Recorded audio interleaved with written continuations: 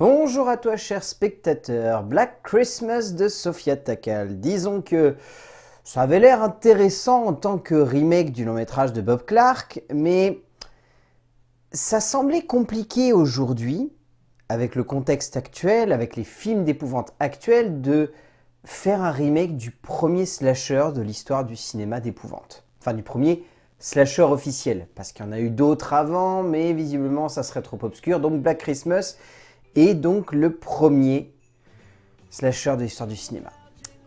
Et en fait, je voyais pas trop l'intérêt de faire ça en 2019, tout simplement. Le résumé pour faire simple, Riley est une jeune fille qui est la vedette de sa sororité, pour de bonnes et de mauvaises raisons, mais elle est populaire, c'est sûr.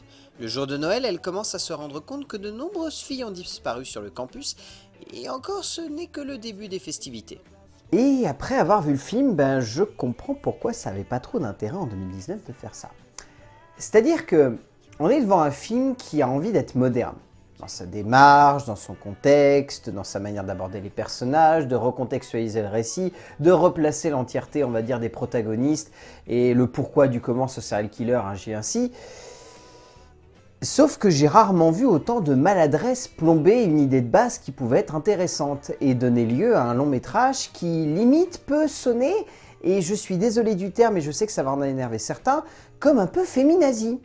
Parce que je pense pas qu'il y ait beaucoup de féministes qui aient envie de voir ce genre de film prôner ce genre de message. Parce que, de 1, c'est pas très intelligent, de 2, c'est pas très subtil, et de 3, ça donne lieu à un film d'épouvante qui a pas de cachet, a pas de subtilité, et pire du pire, c'est-à-dire qu'en 2019, j'ai l'impression que ce film n'a rien retenu de 35 ans de slasher et aligne tous les clichés possibles pour en faire l'un des slashers les moins originaux, les moins subtils et les plus grossiers que j'ai vus depuis très longtemps. Difficile d'être féministe au cinéma aujourd'hui, pas dans le sens où cela est impossible, improbable ou même complexe à mettre en scène, mais simplement, le propos d'un long métrage qui veut faire ressortir une forme de libération de la femme est devenu un sujet essentiel du cinéma moderne, et souvent, c'est fascinant à voir lorsque c'est bien mis en scène.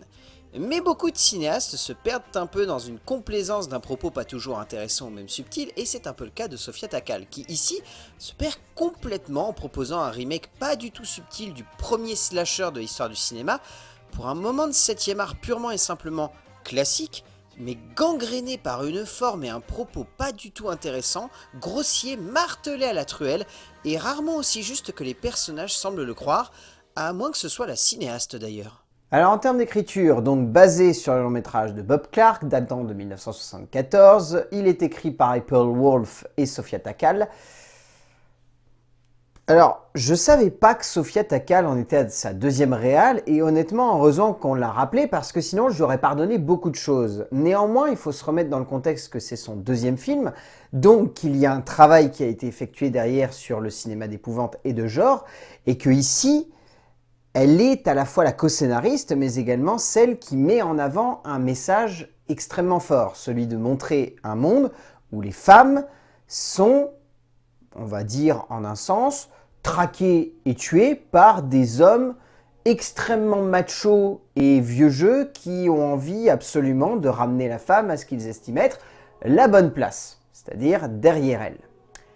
En soi, c'est une idée intéressante, mais un campus universitaire, des personnages caricaturaux, une dramaturgie qui a peu de sens, ou en tout cas qui aligne les incohérences, couplée avec le fait qu'aucun personnage n'est développé, hormis peut-être celui de Riley, mais alors franchement, ses niveaux de développement, c'est « Ah elle a vaguement cette histoire-là, et elle est orpheline, et ça se passe le jour du réveillon des orphelins, parce qu'il faut qu'on ait une attache par rapport à elle. » Franchement, pour le coup, Happy Birthday, il avait les mêmes rapports entre guillemets sur les personnages, en tout cas sur la surface, et il caricaturait ça.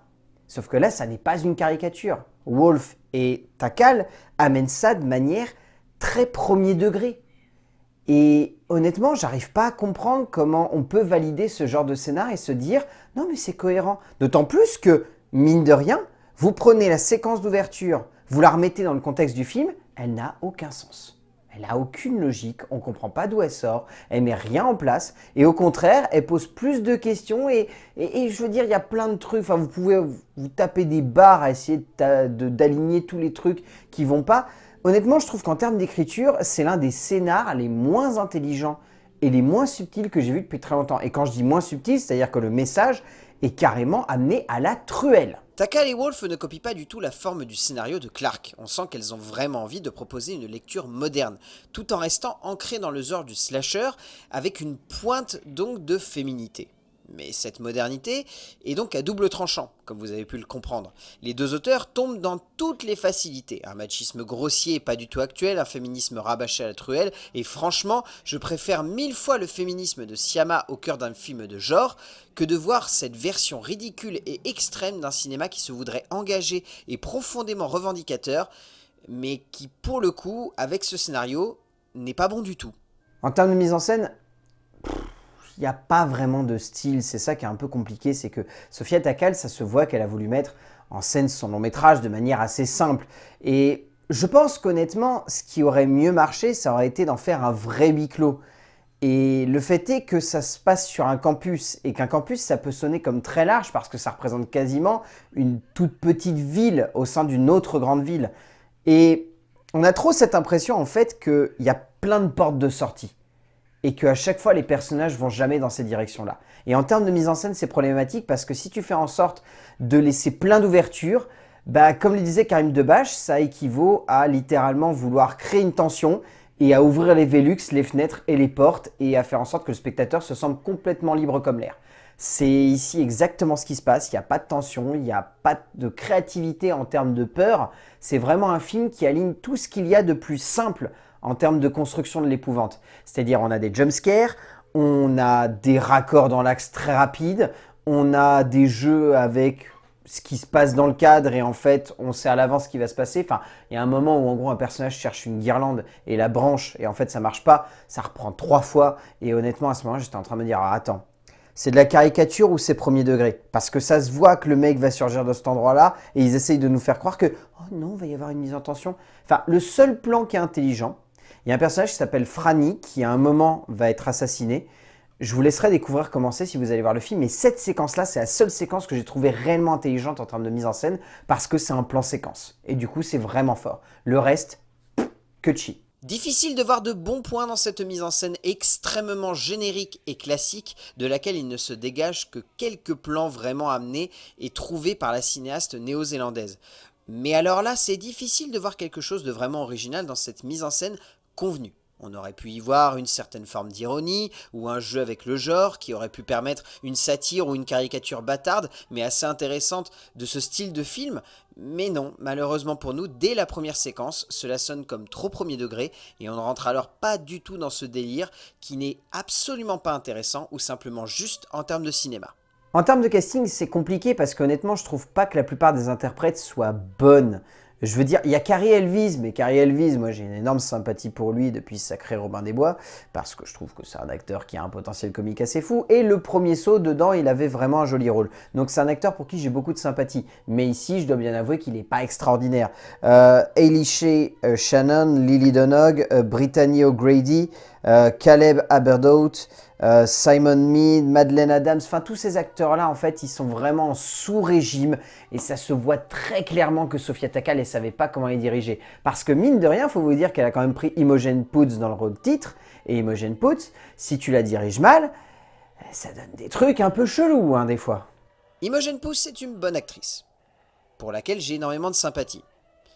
Mais je ne trouve pas qu'ici elle apporte grand chose à une œuvre dans laquelle elle se noie dans une caricature facile et abusive, un peu comme c'était le cas dans Need for Speed. Au bout du compte, Black Christmas est à la fois un remake qui n'a pas vraiment de logique par rapport à l'époque dans laquelle il se trouve, mais bien plus encore que cela, c'est un film qui aligne toutes les grossièretés que Bob Clark a pu mettre en place en 1974, mais qui sonnaient comme original à l'époque.